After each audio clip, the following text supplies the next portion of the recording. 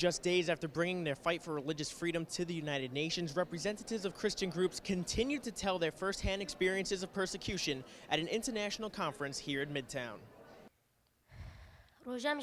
They forced me to be separated from my mother, and they beat my mother in front of me. 15-year-old Yazidi Samia Suleiman fighting back tears while talking about the violence her family endured. She's one of several panelists telling of suffering because of their religion at a conference sponsored by In Defense of Christians and other humanitarian groups. Nigerian Bishop Joseph Bugobiri speaking of the terror wrought by Boko Haram, most notoriously the kidnapping of hundreds of schoolgirls. He believes a handful of the teens are still alive, but fears they were sold as sex slaves and may be responsible for terror attacks. There was a time that most of the suicide bombings in Nigeria were carried out by young girls.